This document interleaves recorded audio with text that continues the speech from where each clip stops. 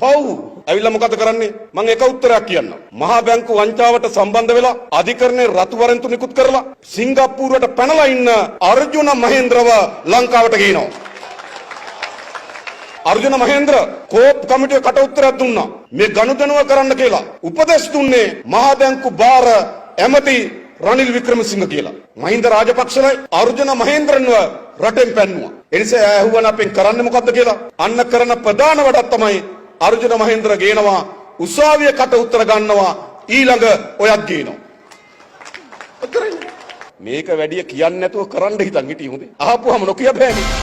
මේක ණයක් නෙවෙයි මේක උගුලක්. ජනතාව හිතනවා අනේ ඉතින් ණයක් නේ අපිත් ඉතින් ණය අරන් තියෙන නෝහතරක් මේකත් ණයක් කියලා. නෑ ඒ ණයයි මේ ණයයි වෙනස්. දැන් ඔබ ණය ගන්නකොට අපකාරයෝ කවුද? අපකාරයෝ දෙන්නයි. ණය දෙනවා බැංකුවේ. මේකට මොකක්ද අපේ? මේකට අපේ තමයි ජාත්‍යන්තර මූල්‍ය අරමුදල කියනවා උඹලට ණය දෙන්න. අවුරුදු 4ෙන් දෙන්නේ. පළවෙනි වාරකයේ දෙන්න ඉස්සෙල්ලා මේ ටික කරලා වරෙල්ලා කියලා වැඩ ටිකක් පැවරුවා. විදුලි බිල වැඩි කරපන් කිව්වා. තෙල් බිල වැඩි කරපන් කිව්වා. ආදායම් බාද්දක් ගහලා ඔය වෘත්තිකයන්ට බදු ගහපල්ලා කිව්වා. ඔන්න ඔය වැඩ ටික කරලා කියලා කිව්වා IMF දෙයියන්ට කිව්වා දේවයන් වහන්සේ විදුලි බිල වැඩි කළමි ආදායම් බද්දක්ද ගැසුවෙමි බඩු මිලක් ටිකක් වැඩි කළා තෙල් මිලක් වැඩි කළා පළවෙනි වාරිකේ දෙන්න කිව්වා. ඔන්න දැන් මිලියන 330ක් දුන්නා. ඒකෙන් ණයක් ඉන්දියාවට ගෙව්වා. තව 250ක් කියන අතරේ දැන් IMF දෙයියෝ කියනවා හරි ඊළඟ වාරිකේ ගන්න නම් ටෙලිකොම් එක විකුණපන් ලංකා හොස්පිටල් එක විකුණපන් සානාධාර කපන්න ඕනේ සමෘද්ධි ටිකක් අඩු කරන්න ඕනේ වැඩි හිටි දීමන අඩු කරන්න ඕනේ රාජ්‍ය සේවය අඩු කරන්න ඕනේ රාජ්‍ය ආයතන සමහරව වහන්න ඕනේ. ඔන්න දෙවෙනි වාරිකේ දෙනවා.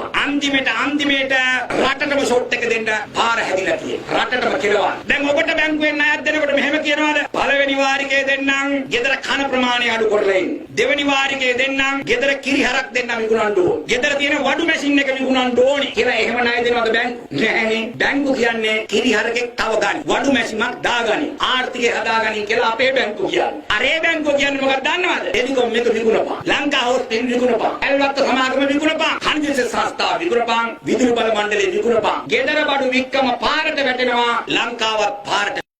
අපි අදාණ්ඩුව බාරගත්තොත් අපිට පුළුවන් සහතිකලගේ මොකද හෙට සිට ඩොලර් එනවා කාගෙන්ද විදේශ ශ්‍රමිකයාගෙන්. ওই හැම රටකම අපිට තියෙනවා පක්ෂ කමිටු අපේ පක්ෂේ. අපි මේ කමිටු වල කිව්වොත් එimhe සමුදුරු වැඩ පිළිලක් අරන් යන කට්ටියට කතා කරන්න එකතු කරන් සල්ලි කියලා කියන ලංකාවට සල්ලි යොමු කියන්නකෝ කිව්වොත් එimhe අපිට අනිවාර්යයෙන්ම මාසෙකට අපිට ඩොලර් බිලියනයක් එකමාරක් දෙකක් හොයන්න පුළුවන්. යනවා බලනකොට තෙල් ටැංකි ටික ලබා ගැනීමට ඉන්දියාවත් සමග කළ සාකච්ඡා සාර්ථකයිලු. මෙවුන්ට විලි ලැජ්ජානේ. ඒක අපේටම වත්කමක්. ඉතින් කොන්ද කෙලින් තියෙන නායකයෝ නම් දේශප්‍රේමී නායකයෝ නම් කියන්න එපයි නෑ මේක අපිට අයිති සම්පතක්. අපේ සම්පත පාවිච්චි කරනවා කියලා. කියනවලු. දැන් ඉන්දියාවත් එක්ක සාකච්ඡා කරනවලු තෙල් ටැංකි ගන්න. අපි ඒව ගන්න අපි මොකටද ඉන්දියාවත් එක්ක සාකච්ඡා කරන්නේ? කියනකොට එහෙමයි කරනකොට මෙහෙමයි. උගන්ඩාවේද සීසෙල්ස් වලද ලොස් ඇන්ජලිස් වලද බ්‍රවුන්සිල් වලද නේද? මේ රට පුරා මැද මුල නේද? මේ කොල්ලු පිටියේද මේ මහජනයාගේ ධනෙ හොරන් කර ඔක්කොම පවර ගන්න ඕන. ඒකට ඒක කරන්න පුළුවන් කාටද?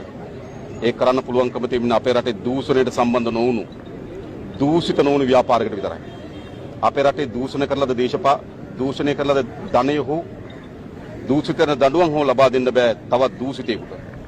ඒ නිසා අපේ ජනතාවට යෝජනා කරන්නේ උගන්ඩාවේ ධනෙ පවරා ගන්න පුළුවන්කම තිබෙන්නේ අදූෂිත දේශපාලන ව්‍යාපාරයක් වට ඒක රාජ්‍යවීම පමණයි.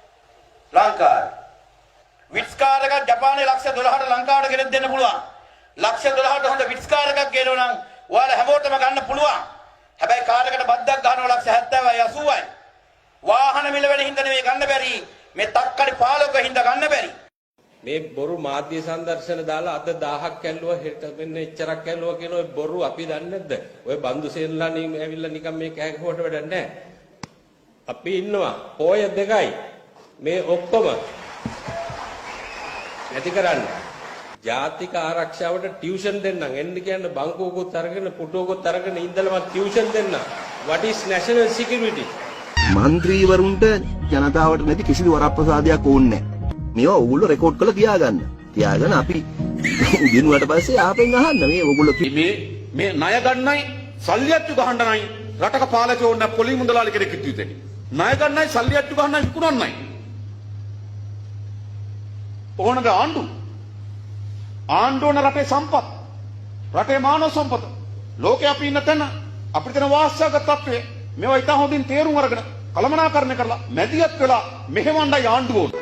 මම දන්නවා ගාල්ල දිස්ත්‍රික්කයේ තනියෙන් තමන්ගේ කම්පියුටරේ පාවිච්චි කරලා ජාත්‍යන්තරයත් එක්ක ගනුදෙනු කරන අන්තර්ජාලය සරහා ව්‍යාපාර කරන තනි පුද්ගලයන් ඉන්නවා තරුණයෝ.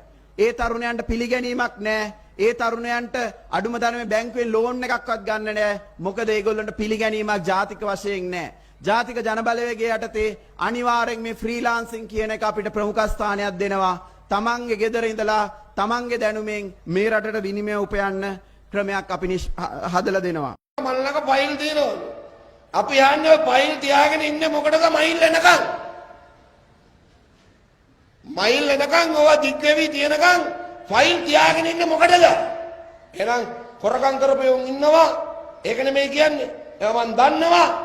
නමුත් මං තාම ඒවට මුකුත් කරලා නැහැ. මේ જાතියේ පාලකේ කඩන වැඩක් නැහැ. විතරක් නෙවෙයි අද දරුවන්ගේ අමතර පාසල් පොතක් ගන්න ඕන, පැන්සලක් ගන්න ඕන, පෑනක් ගන්න ඕන, ආණ්ඩුව බද්දක් ගහනවා. අමතර කිවීම් පොතක් ගන්න ඕන, ආණ්ඩුව බද්දක් ගහනවා. අපි ඔයගලන්ට සහතිකයක් දෙන්නම්.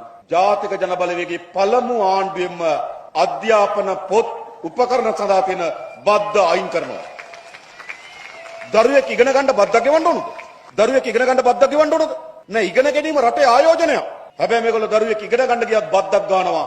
අන්න අපි මේ බද්ද අයින් කරලා පාසල් අමතර කියවීම් පොත් සහ උපකරණ සාධාරණ මිලකට දරුවන්ට ලබා දෙන්න වැඩපිළිවෙලක් ජාතික ජනබලවේගය ආණ්ඩුව හදනවා කරන්න පුළුවන්. ඒ වගේම ලෙඩ පරීක්ෂණය සඳහා රෝග පරීක්ෂණය සඳහා තියෙන වැඩබද්ද මුළුමනින්ම පළමු අයවැයේකින් ජාතික ජනබලවේගය ආණ්ඩුව අයින් කරනවා. ආහාර මත ඒකට කවුරු හරි ලෙඩක් වුණොත් ආණ්ඩුවට බද්දක් ගෙවන්න ඕනද? ඒක මාර වැඩක්. කවුරු හරි ලෙඩක් වෙලා පරීක්ෂණ කරගන්න ගියොත් පරීක්ෂණ කලින් ආණ්ඩුව ගාණක් ගන්නවා. ඉතින් බලනකොට ලෙඩ වෙන එකත් ආණ්ඩුවට වාසි. හරිද? එහෙම ආණ්ඩුවේ තියෙන්නේ. බඩගිනි හැදිලා ආහාර වේලක් ගන්න ගියොත් ඒකටත් බද්දක් ගන්නවා.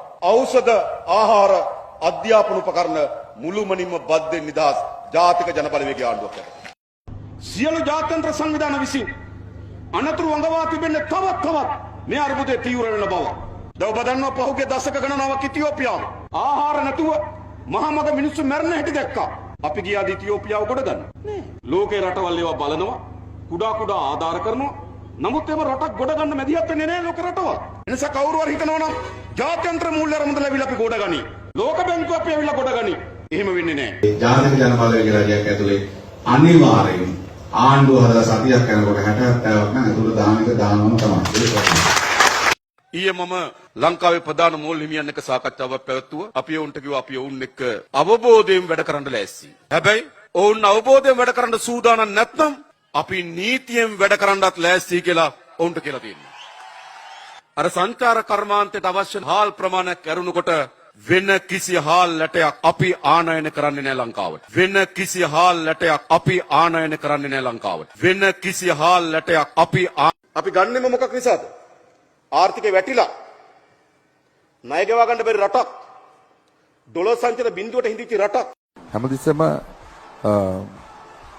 හොරෙක්ව විශ්වාස කරුවත් බොරුකාරයෙක්ව විශ්වාස කරන්න එපා. මොකද හොරා උස්සගෙන යන්නේ පොකට් එක විතරයි. බොරුකාරයා කරන්නේ තමන්ගේ අනාගතය විනාශ